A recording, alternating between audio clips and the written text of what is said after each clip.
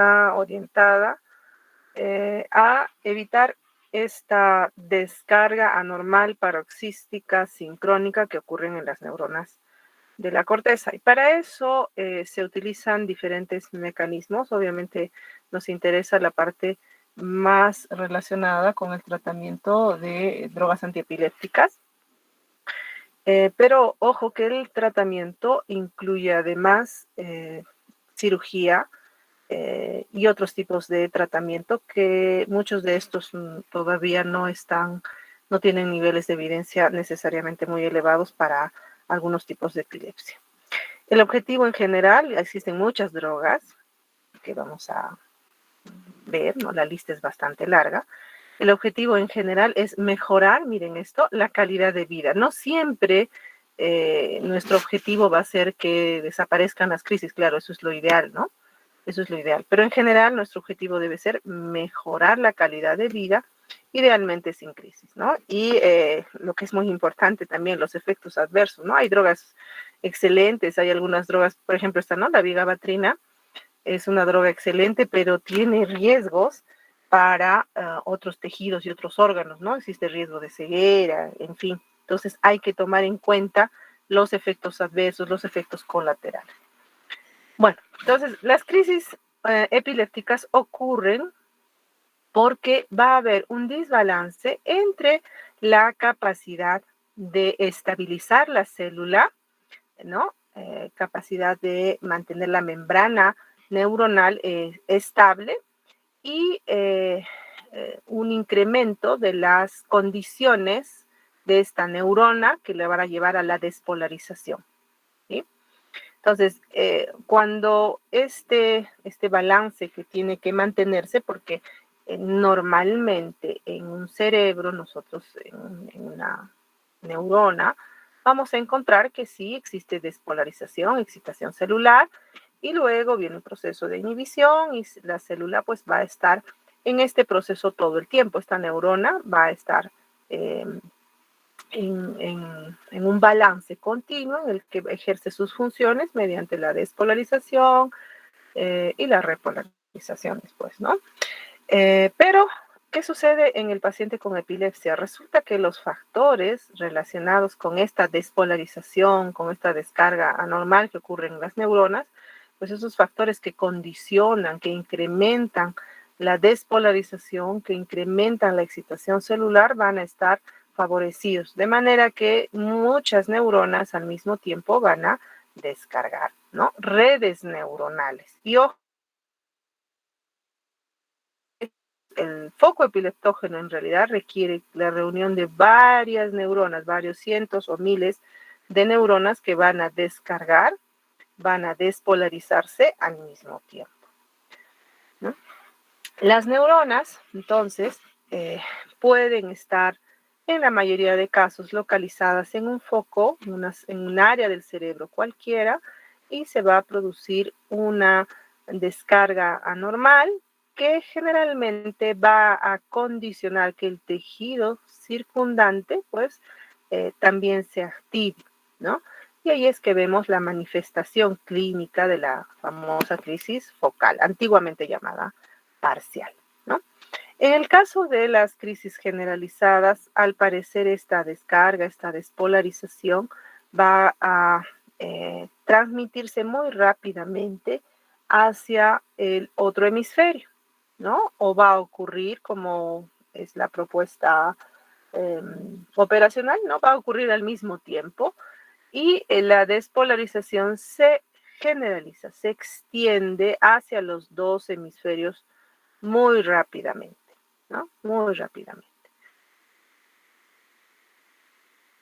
Es lo que se postula. Bueno, puede haber discusión al respecto, no es el objetivo de la clase, pero lo que nosotros vamos a intentar con nuestro tratamiento es evitar, ya sea que este foco inicial se despolarice o que se transmita, que se extienda el proceso de despolarización en el cerebro, ¿no? Este es un electroencefalograma de un paciente con una epilepsia focal que nos está apuntando, miren, al lóbulo frontal, ¿no? Al polo frontal. Ahí están las ondas, las espigas, ¿verdad? espigas que están apuntando a esa área. Entonces, esto es una traducción de lo que sería una despolarización, ¿no?, súbita, ¿no? La despolarización, ojo, está ocurriendo, siempre ocurre en las neuronas, ¿no? Pero este es un cambio, un shift, ¿no?, que dicen los americanos, un cambio súbito que ocurre en forma paroxística y va a involucrar varios grupos neuronales para que nosotros logremos ver en el electroencefalograma esta descarga. Ojo, esto no corresponde a una neurona, corresponde a un grupo neuronal, a una red neuronal, ¿no? Y se producen estos PDS, estas despolarizaciones que van a involucrar varios neurotransmisores y alteración en varios iones, ¿no? Inicialmente, esta despolarización va a ser mucho más intensa y mucho más frecuente, y está involucrado inicialmente el calcio, ¿no? El calcio que va a activar las neuronas contiguas, principalmente relacionando la apertura y el ingreso del sodio al intracelular, ¿no? Estos potenciales de acción múltiple van a luego perpetuarse gracias al sodio, ¿no? Y después de que se produce este ingreso de sodio, como ustedes saben, a través de la bomba de sodio-potasio, ¿no?, de sodio principalmente, que favorece el ingreso del sodio, se va a producir la descarga eléctrica, la despolarización. Esto va a llevar luego a una hiperpolarización de la membrana, ¿no?, que va a intentar llevar nuevamente a la membrana a su potencial de reposo. En esta fase, el ion potasio, ¿no?, que intenta inicialmente compensar saliendo del intracelular, pues va a mediar una fase de hiperpolarización posterior, que algunas veces la vemos traducida en el electroencefalograma con una depresión más bien de la onda despolarizante, ¿no?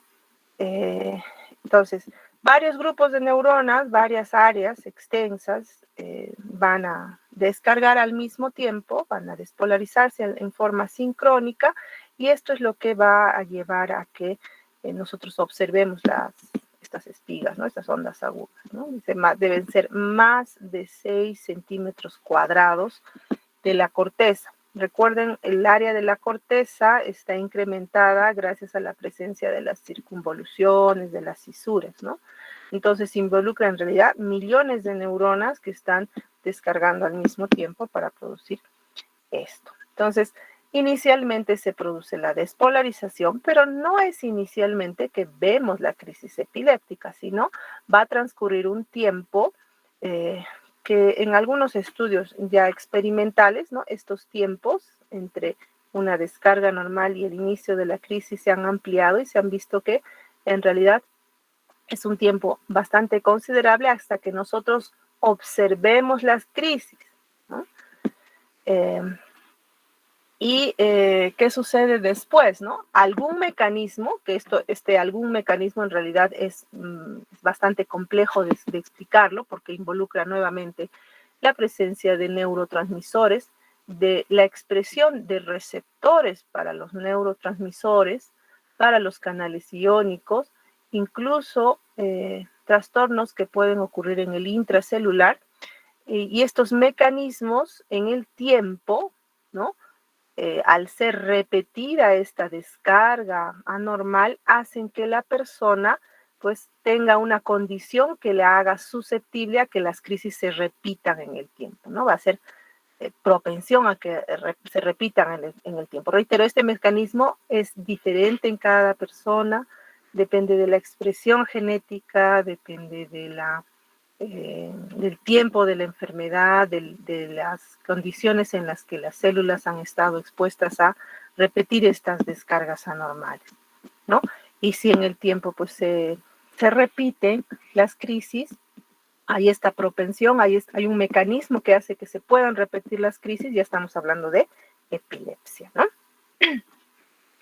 En forma muy grosera, ¿qué mecanismos van a constituir estos factores que llevan a la epilepsia?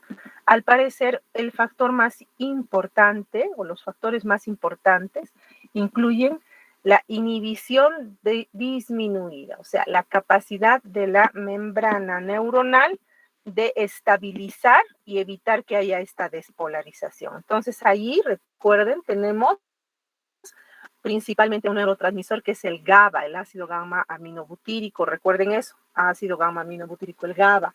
El GABA es el principal neurotransmisor inhibitorio, pues resulta que la acción de este GABA, ya sea porque se produce poco, ya sea porque los receptores para GABA son insuficientes, ¿no? Entonces va a haber una inhibición disminuida. También recordar los factores relacionados con los canales iónicos, ¿no? Con el potasio y el calcio. Su salida puede condicionar, puede mejorar la inhibición y a veces estos fallan, ¿no? Puede haber también condiciones, y esto es lo más difícil de manejar, ¿no?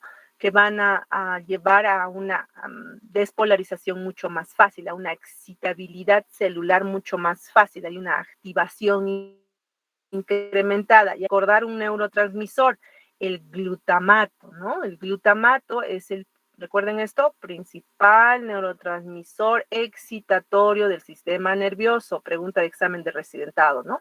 Recuerden eso, GABA y glutamato, ¿no? Son los dos neurotransmisores que se contraponen. Y que bueno, en el caso del glutamato, pues a veces la acción del glutamato, ya sea porque hay más glutamato o porque hay más receptores para glutamato, pues la acción de este neurotransmisor va a estar incrementada. A ver, para no aburrirnos, Luis Ángel Paucar, ¿qué receptores recuerdas? ¿Cómo se llaman los receptores del glutamato? ¿Conoces alguno? Luis Ángel no está. ¿Te está escuchando, Anthony? Sí, doctora, sí se me escucha. Ya, Luzbenia. Tampoco está Luzbenia. Bueno, ya no. Cuéntame, ¿qué receptores recuerdas?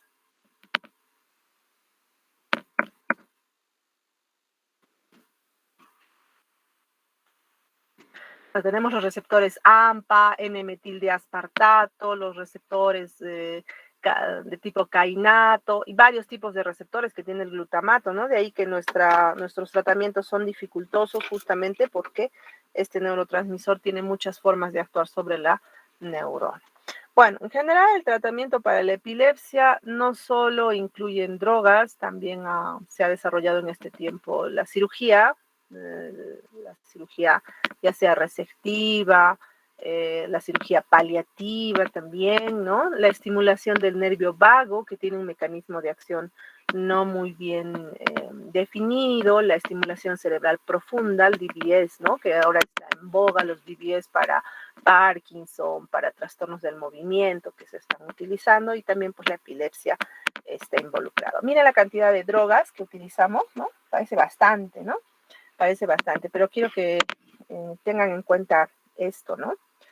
Antiguamente, antes de la imposición de manos, porque si revisamos la Biblia, ¿no? El primer tratamiento era la imposición de las manos, sacar los espíritus, pues después hace más, bueno, en el siglo XIX empezaron a utilizarse los bromuros, ¿no? Los bromuros muy tóxicos, se vio una acción interesante, importante, ¿no? Pero a inicios más o menos exactamente en 1912, ¿no? Del siglo pasado, ya más de 100 años justo, se introdujeron los barbitúricos y dentro de estos el fenobarbital. Bueno, les cuento que esto en la historia de la epilepsia ha sido bastante interesante porque cambió increíblemente la vida de los pacientes epilépticos, pues resultaba que disminuían sus crisis, mejoraban su calidad de vida, ya no estaban en los reclusorios con enfermos mentales, ¿no? Cambió la vida de los pacientes. Ha sido un hito importante en la medicina, en la historia de la medicina en general, ¿no? la introducción del fenobarbital para los epilépticos y de los barbitúricos en general. Luego pasaron algunos años y la siguiente droga que se utilizó y que seguimos utilizando, ojo, fenobarbital seguimos usando, otra droga que cambió también la historia de los epilépticos y la mejoró muchísimo más fue la fenitoína, ¿no? Excelente droga. Estas dos drogas, no quiero que se olviden, porque estas dos drogas siguen dentro de nuestro arsenal terapéutico, las seguimos utilizamos todos los días, fenitoína, fenobarbital, ¿no? Y yo creo que va a ser muy difícil, no es imposible, pero va a ser muy difícil que en el tiempo se dejen de utilizar por su costo, su accesibilidad. Es cierto que con estas primeras drogas los efectos colaterales han sido importantes, que seguramente ya los conocen o los han revisado en farmacología, si no, los invito a revisar nuevamente, ¿ya? En los barbitúricos, la difenididantoína, las hidantoínas, hay que conocer su farmacodinamia, ¿sí? Hay que conocer su farmacodinamia. Tenemos que recordar que estas drogas tienen metabolismo hepático, ¿no? Tienen efectos colaterales importantes, siempre hay asociación o riesgo a reacciones idiosincráticas también, que suelen a veces ser muy severas, ¿no? Con estas drogas. Luego aparecieron otras drogas dentro del arsenal terapéutico, incluyendo algunas drogas que originalmente no eran concebidas como antiepilépticos. Un ejemplo es la acetazolamida, que es un diurético y que tiene acción antiepiléptica bastante buena. Está relacionada con el manejo del monóxido de carbono, ¿no? Introdujeron corticoides, ¿no? Dentro de las drogas más interesantes para, por ejemplo, el síndrome de West, es la hormona ACTH, la ACTH, que también a veces, como no tenemos disponibilidad en nuestro medio, pues utilizamos lo más simple, ¿no? La prednisona, muchos corticoides podemos utilizar. Pasaron unos años y miren acá, más o menos en la década de los 60, junto con los hippies, aparecieron, empezamos a utilizar las benzodiazepinas, ¿no? Las benzodiazepinas, que también cambian la historia yo creo que participan en la historia de la medicina, pero cambian la historia de los pacientes epilépticos bastante, y el diazepam, luego la carbamazepina, finalmente el ácido valproico a finales de los 70, ¿no? Y si nosotros nos ubicamos en la farmacopea nacional aprobada por el Ministerio de Salud, pues básicamente tenemos esto, ¿ya? Tenemos esto. Sin embargo, miren, existe una cantidad inmensa de drogas que se han ido desarrollando y últimamente el grupo de los cannabinoides son las drogas más utilizadas. Muchas de estas drogas nuevas, una de las cuales me gustaría mencionar, no sé dónde está, no lo encuentro, es el levetiracetam junto con el vibracetam. Estas drogas también han cambiado bastante, han mejorado mucho el espectro del tratamiento de las epilepsias. Entonces, miren, ahí cada vez, y de repente estamos un poquito más fuera, más por acá, con las drogas que han aparecido en estos 5 o 7 últimos años, ¿no? Porque mi cuadrito termina en el 2015, pero en realidad la cantidad de drogas es mucho mayor ahora, ¿no? Entonces, el tratamiento obviamente va a estar orientado ¿a qué? A mejorar la inhibición, ¿no? A que no haya o haya menos probabilidad de una despolarización, de una descarga anormal paroxística. Y se va a oponer obviamente a los procesos excitatorios, ¿no? Y esto principalmente relacionado con este neurotransmisor, con el GABA, ¿no? Potenciando la acción del GABA, mejorando su disponibilidad, mejorando los receptores relacionados a GABA, ¿no? Y oponiéndose a la acción del glutamato, del neurotransmisor excitatorio, ¿ya? Del glutamato. Entonces, estos procesos van a alterar van a participar en el manejo o en la estabilización de la membrana para disminuir las posibilidades de la descarga eléctrica, disminuir las posibilidades del intercambio de iones que condicionan esta descarga, ¿no? En el caso del GABA, recordar, está ligado directamente a canales de cloro, ¿no? A corrientes de cloro y salida de potasio. Entonces, estos tratamientos asociados a GABA son bastante rápidos, la acción es bastante efectiva. La mayoría de las drogas GABAérgicas van a tener un tiempo de acción bastante rápido y una efectividad muy buena. Dentro de ellas, cabe destacar las benzodiazepinas, ¿no? Y en el caso de antiepilépticos a largo plazo, o bueno, anticonvulsivantes o tratamiento para las crisis en general, nuestra dificultad mayor está justamente en el manejo del glutamato, ¿no? Entonces, muchas de las drogas que se han desarrollado se enfocan justamente ya sea en el metabolismo de este neurotransmisor, en su síntesis, en la presencia de sus receptores, ¿no? En intentar modificar el intercambio iónico que ocurre gracias a los canales que están asociados especialmente con el sodio, ¿no? Entonces, lo que se sabe es que muchas de estas drogas, bueno, van a participar justamente en procesos que van a activar la neurona, los canales iónicos, los receptores, y actuar sobre las sinapsis, ya sea inhibitorias o excitatorias, ¿no? Bueno, en general, la actividad epiléptica, como ustedes ven, la conformación de las drogas en general van a incluir al anillo de benceno y variaciones múltiples. Actualmente se trabaja mucho en la modificación de estas drogas en forma ya incluso ¿cómo se dice?, en laboratorios donde no necesariamente manejan las drogas, sino hacen pruebas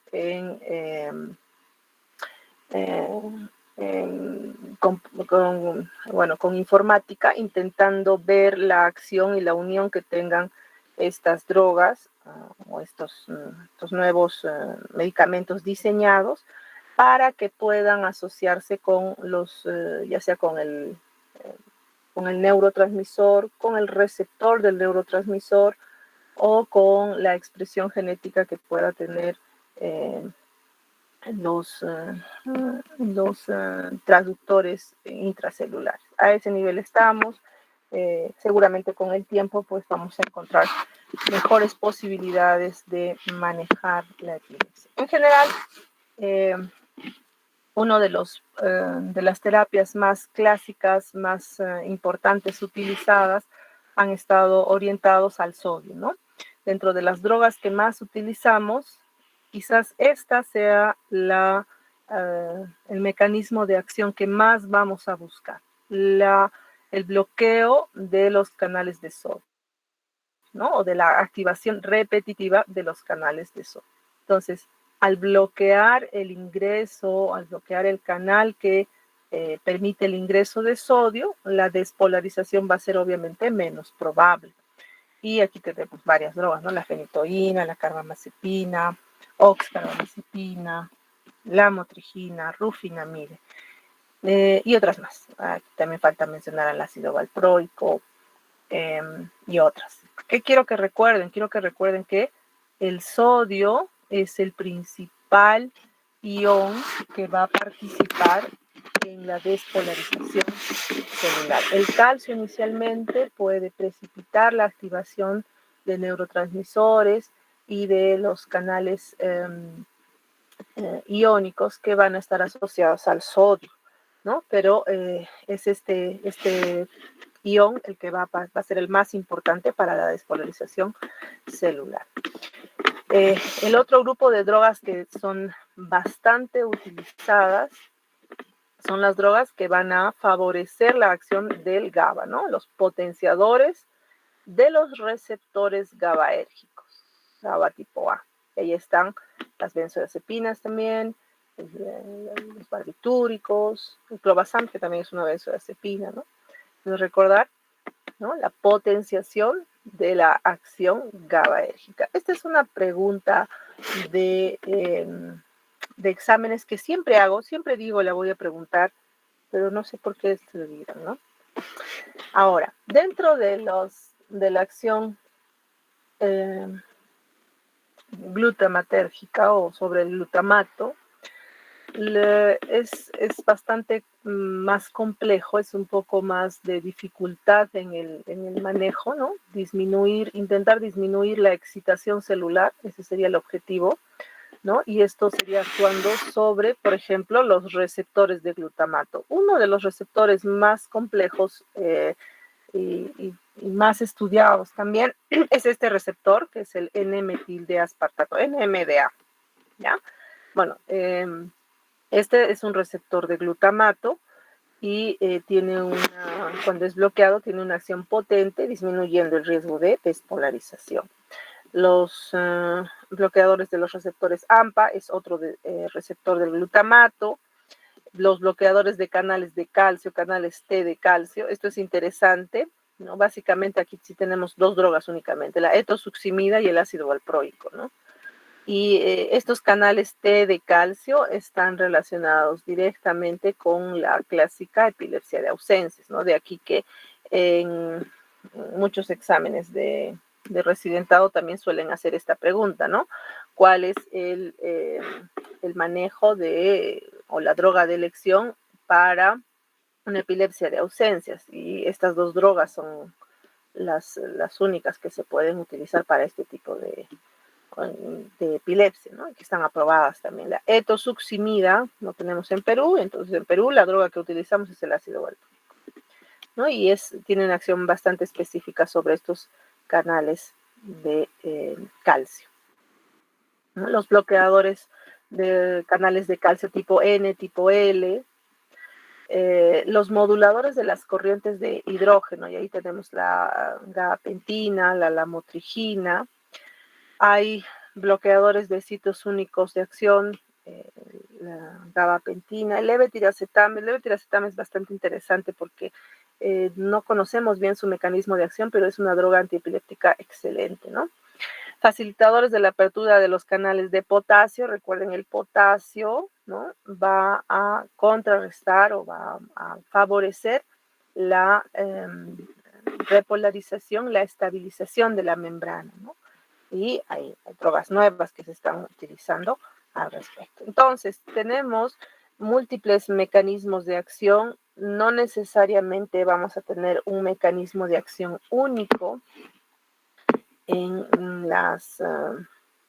con los anticonvulsivantes, pero nos interesa especialmente la acción sobre, reitero, la acción sobre el GABA, la acción sobre el glutamato y sus receptores, la acción sobre los canales iónicos en los que están involucrados sobre todo sodio, calcio, potasio también, y un poquito menos los canales de hidrógeno, ¿no?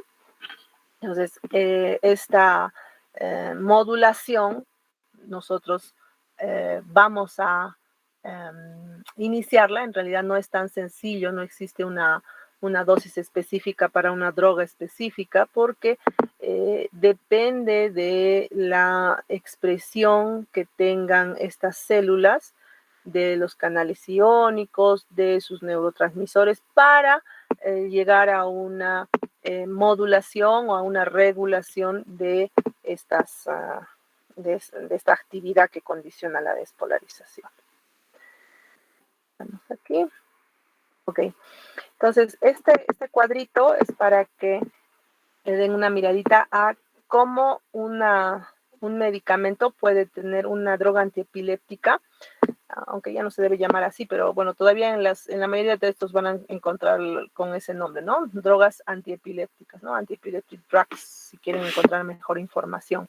Entonces, existen drogas que tienen acción más sobre, por ejemplo, la carbamazepina tiene acción sobre las corrientes de sodio. El clonazepam, mire, actúan sobre las corrientes de sodio y también sobre los canales, los receptores de GABA, ¿no?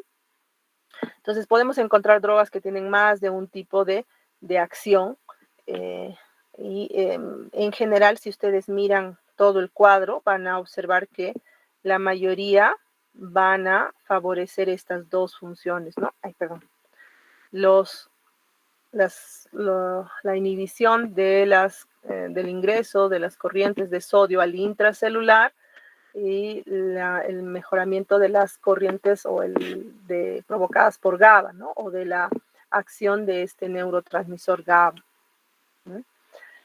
El ácido valproico es una de las drogas actualmente más utilizadas en relación a la fenitoína y el fenobarbital. Sus efectos son menores, ¿no? Los efectos colaterales, y la acción antiepiléptica es mucho mejor. Y esto por esta razón, miren, va a actuar sobre los canales de sodio, sobre los canales de potasio, sobre los receptores serotoninérgicos, ¿no? Va a tener acción también sobre el MAO, ¿no? La monoaminoxidasa.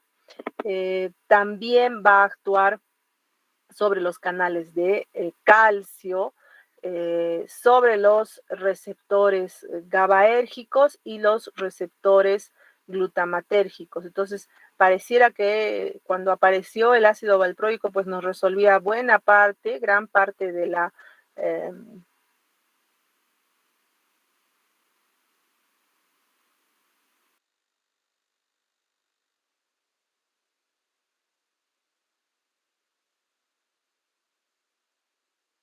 de las posibilidades que tiene una neurona para despolarizar.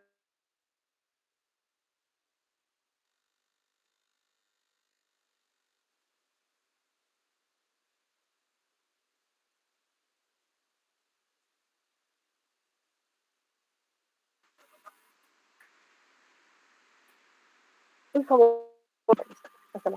Perdón, disculpen, ¿me escuchan? Hola. Sí, doctora, pero puede repetir lo último porque no se me escucha, por favor. Ay, no sé qué dijiste antes, ¿me escuchan? Sí, que sí puede repetir lo último que no le escuchamos. Ya. Bueno, entonces les decía, el ácido valproico apareció más o menos en los 70 y resulta que este es un antiepiléptico bastante interesante, puesto que tiene diferentes mecanismos de acción sobre los canales de sodio, potasio, sobre los neurotransmisores como la serotonina, también sobre los receptores GABA, los receptores glutamatérgicos AMPA, NMDA, ¿no? Tiene digamos, un espectro de acción bastante amplio, ¿no? Tanto así que actualmente probablemente sea la droga más utilizada en todo el mundo como antiepiléptico. Sin embargo, no sirve para todo, ojo, ¿ah? No sirve para todo. En cuanto al bloqueo de los canales de sodio, ¿no? Como ustedes están viendo, si hablamos específicamente de los canales de sodio, ¿no? Existen drogas que actúan tanto en el extracelular como en el intracelular, ¿no? Y tienen múltiples sitios de acción. Recuerden ustedes que los canales de sodio en general son complejos proteicos con unión, que tienen la posibilidad de unión a múltiples sitios, ¿no? De acción. Y de aquí que vemos drogas como las clásicas fenitoína, el ácido valproico, la carbamazepina, las más utilizadas, que van a bloquear, van a inactivar este canal iónico y esto va a disminuir la despolarización, ¿no? Parecido con los canales de calcio, pero aquí destacamos reitero estos dos, ¿no? La etosuximida y el ácido valproico. ¿no? Son bastante rápidos, se inactivan muy, muy rápido. Y, se han encontrado que estos canales de calcio están especialmente en el tálamo, ¿no? Y participan justamente en la despolarización, pero con un ritmo, este sí tiene un ritmo especial, que es un ritmo que va más o menos dentro de los 2.5 a 3 hercios, ¿no? Y que es característico de la epilepsia de ausencias. ¿No? Bueno, su objetivo es controlar la crisis. A ver, si hacemos un razonamiento aquí un poquito más detallado. Esther. Sí, doctora, presente. ¿Qué tal? ¿Qué nombre le pondrías a una droga que inhibe la entrada de los canales de sodio y evita que hayan estas descargas anormales? Sodio, doctora. ¿Cómo le llamarías? ¿Perdón? Es que de calcio se refiere, los canales de calcio. De canales de calcio, los canales de sodio. ¿Qué nombre les pondrías? Antagonistas, doctora, de los canales de calcio o de sodio. Claro, o sea, en realidad son tratamientos que evitan la crisis epiléptica, ¿no? ¿Ya? Evitan la crisis epiléptica, pero evitarán la epilepsia. A ver, vayan razonando eso, ¿no? ¿Será cierto que evitan la epilepsia? Recuerden que la epilepsia es una condición en la que las descargas epilépticas se perpetúan en el tiempo, ¿no? Bueno, el sistema GABA está dentro también del grupo de drogas más utilizadas, y aquí, reitero, barbitúricos, benzodiazepinas, van a actuar sobre los receptores que facilitan el ingreso de cloro, ¿no? Y estas drogas también tienen excelente acción, ¿no? Tenemos también drogas que tienen acción parecida al GABA, ¿no? Que van a unirse a sus receptores, ¿no? Agentes GABAérgicos, los famosos GABAérgicos. Y estos se pueden unir hacia el receptor de tipo A, ¿no? Y esto va a permitir que el cloro, ¿no? Se incremente la negatividad en el intracelular. Si ustedes recuerdan, si incrementa la negatividad, pues la despolarización va a ser menos probable, ¿no? Si entra sodio y es insuficiente, si está negativo, pues no va a poder cambiar la polaridad, ¿no? Hay un tipo de receptor también, receptor tipo B, que se asocia a los canales de potasio.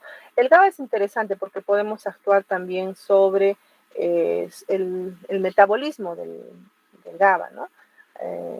Hay drogas que pueden inhibir la desnaturalización del GABA.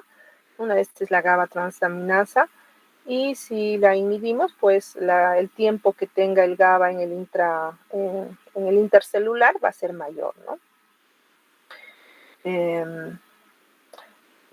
Algunas otras drogas van a modular también la acción de esta enzima, van a funcionar como agonistas para la conducción del cloro. Lamentablemente muchas de estas drogas pues tienen efectos colaterales que a veces no son del todo aceptables, tanto así que algunas de estas no están aprobadas por la FDA, ¿no? El glutamato, quizás hablando del glutamato, es la parte más compleja, más difícil de manejar cuando buscamos un mecanismo de acción adecuado, ¿no? Estos receptores glutamatérgicos están relacionados directamente con las bombas de sodio, el ingreso de sodio al intercelular, ¿no? Y especialmente por este hecho es que tienen diferentes sitios de acción, diferentes tipos de receptores, ¿no? Y dentro de los sitios de acción, pues es mucho más difícil que una droga pueda cubrir todos estos tipos de receptores, ¿no? Que tiene el glutamato.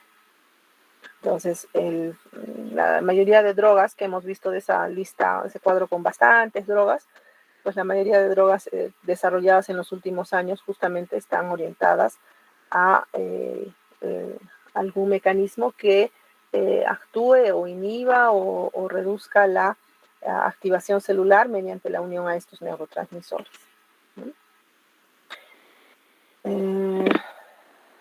Ahí tenemos algunas drogas, ¿no? Para los receptores NMDA, el felbamato, el levetiracetam, para los receptores AMPA y los receptores tipo cainato, el topiramato, está mal escrito acá, es topiramato, para receptores metabotrópicos también, pero no se conoce muy bien el mecanismo de acción.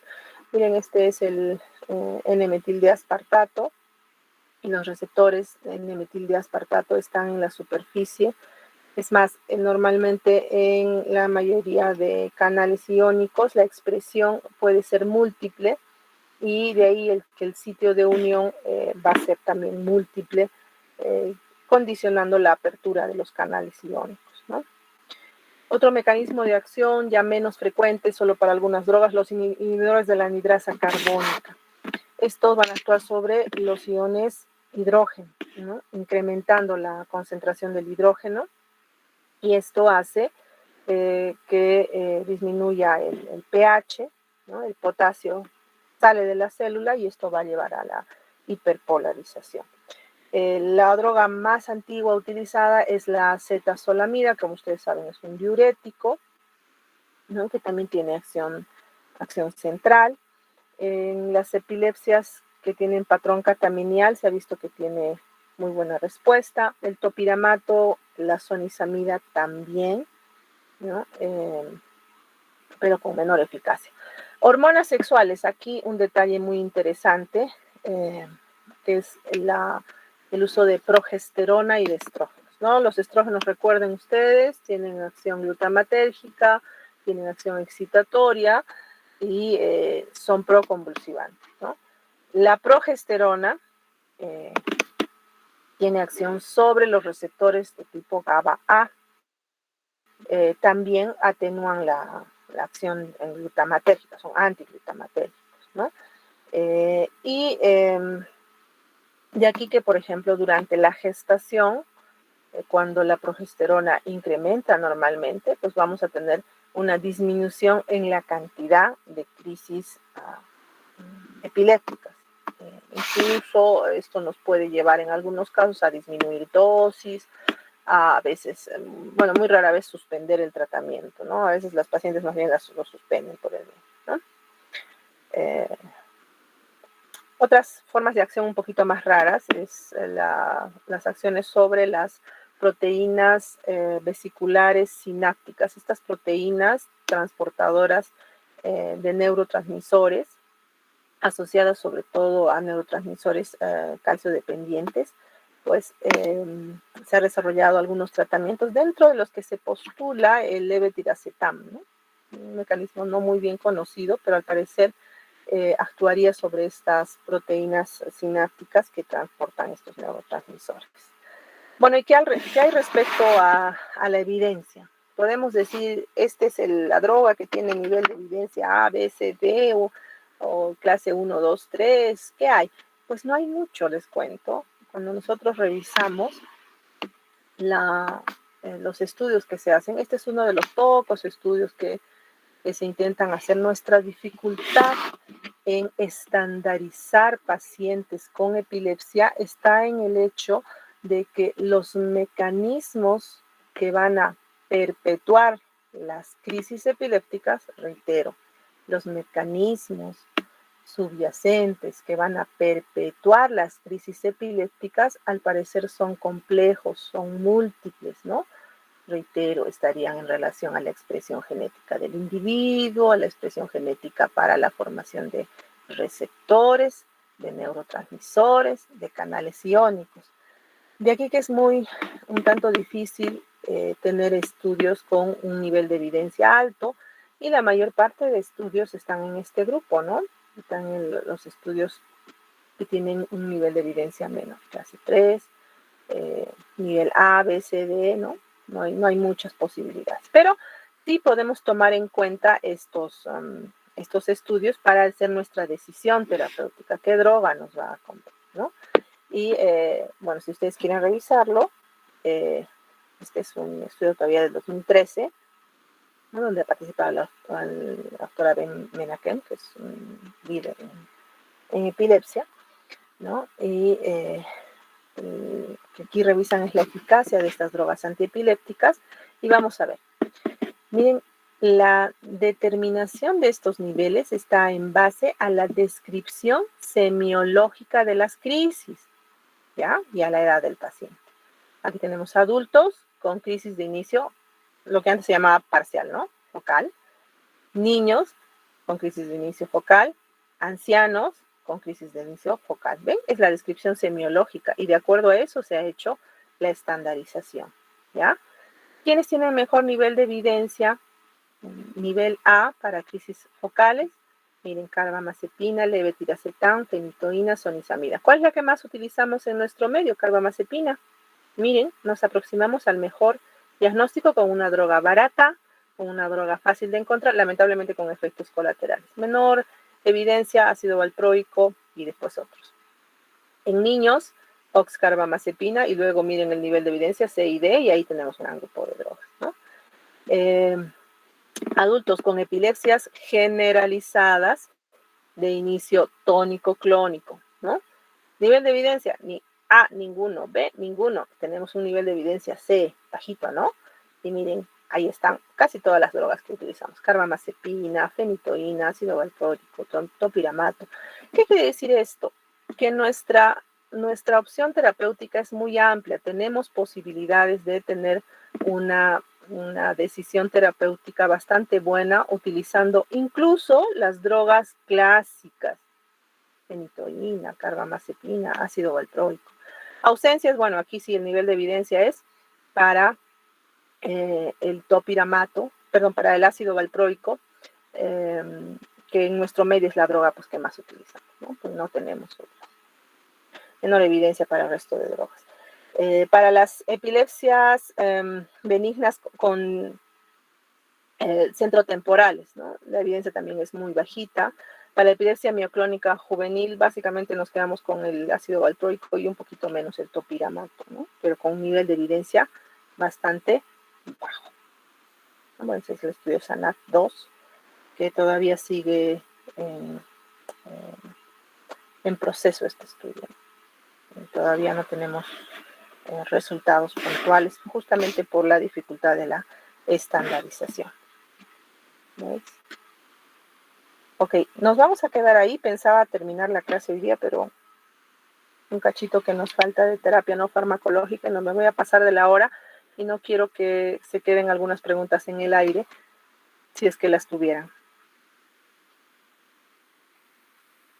Doctora, una pregunta. ¿Cuán frecuente es el uso de la progesterona como anticonvulsivante? Bueno, en realidad para algunos tipos específicos de epilepsias refractarias, alguna vez se utiliza, es muy raro que lo utilicemos de diario, pero sí en algunos tipos de epilepsias refractarias. En mujeres jóvenes sobre todo, y en epilepsia catamenial, a veces hemos intentado el uso de algunas, tenemos en Perú anticonceptivos que son solamente con progestágenos y no tienen estrógenos. Esas son las drogas que alguna vez hemos considerado. Te soy honesta, solo para las refractarias de muy difícil manejo.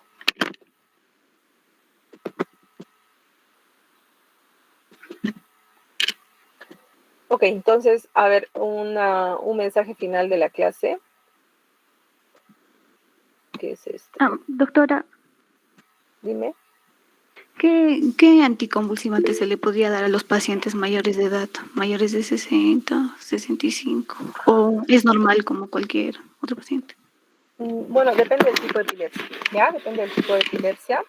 Si estamos hablando de epilepsias focales, yo preferiría, incluso también de las generalizadas, yo preferiría utilizar las nuevas drogas antiepilépticas. ¿Por qué? Tienen menos efectos colaterales algunas tienen el metabolismo hepático, no es que no lo tengan, pero tienen menos intensidad. Uno de estos es el grupo del levetiracetam, brivaracetam, que utilizamos con mayor frecuencia, pero dependiendo del tipo de crisis, ¿no? Ahora hay que tener en cuenta que en el adulto mayor tenemos riesgos por disfunción o falla hepática, falla renal. Entonces, al momento de escoger la droga, tenemos que pensar justamente en que no tengamos complicaciones de este tipo. En el anciano, la somnolencia, el vértigo, los mareos, incluso el síncope que a veces reportan con la mayoría de antiepilépticos clásicos, hay que tenerlos en cuenta. Entonces, tratar de escoger la droga que tenga menores efectos colaterales, aunque no existe en realidad esa droga, ¿no? Pero están favorecidos las nuevas drogas antiepilépticas. Ya, doctorita, gracias.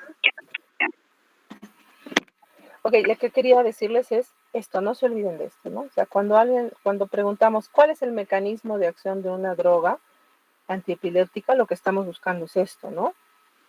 ¿Ya? Su acción sobre los canales de sodio, su acción sobre el neurotransmisor GABA, sobre el glutamato, sobre los canales de calcio, ¿no? Entonces, no olvidar esto, bueno, en forma agregada los canales o el ingreso de ion hidrógeno, ¿no? Y bueno, los otros mecanismos de los que hemos hablado también, ¿no? Las hormonas que pueden tener acción inhibitoria, GABAérgica sobre todo. Doctora, una pregunta, doctora. Cuéntame. Mi duda es, ¿qué anticonvulsivante le podría dar a un paciente que su crisis epiléptica no es focal y tampoco es generalizada? Es indeterminado. Sí. No clasificado. ¿Sí? Ajá, de clasificación incierta. Ya, de clasificación incierta. Ahí tendría que preguntarme, ¿tiene compromiso de la conciencia? Ya sea al final o al medio. ¿Cómo es la crisis, no? John. No sé, doctora. O sea, quizá puede ser que sea motor o no motor. Por ese lado podría optar en dar en algún convulsivante. ¿Y cómo termina la crisis? No sé, doctora. Esa es mi duda, doctora. O sea, un tipo de crisis epiléptica que no es focal ni generalizada, o sea, es de incierto, ¿qué optaría por dar? ¿Qué anticonvulsivante? No sabemos. Bueno, hay que tener en cuenta nuevamente, a ver, las características de la crisis. Si tú me preguntas, ¿existe nivel de evidencia para las crisis no clasificadas? Mira, acá ni siquiera las toman en cuenta. ¿Por qué? Porque no tenemos pues nivel de evidencia. Pero sí es importante esto, tomar en cuenta las características de la crisis. ¿Y por qué te preguntaba eso? Mira, si es que es generalizada, o aunque no sea de inicio generalizado, pero en el trayecto, en el transcurso se generaliza, ¿no? Entonces, allí definitivamente yo voy a elegir una droga que tenga dos acciones importantes. Sobre el sodio, sobre el ingreso del sodio, sobre los canales iónicos de sodio, y que tenga acción GABAérgica. Ahora, si la crisis tiene componente de arresto de conducta o de crisis de ausencia, ¿no? Si hay alguna característica con crisis de ausencia, pues quizás me apunte más a utilizar drogas que actúen sobre los canales de calcio, canales T de calcio, ¿no? Canales rápidos de calcio. Y ahí la etosuximida o el ácido valproico podrían ser una característica. Tengo que saber qué característica tiene esa crisis. Entonces es muy importante, doctores, para tomar esta decisión, esto, ¿ya? La semiología, la característica semiológica de la crisis. Ok, si tienen más preguntas, pues mañana las resolveremos. Está haciendo mucho calor, creo. Mañana nos encontramos entonces a las 11, doctores. Ahí nos quedamos. Está bien, doctora, muchas gracias.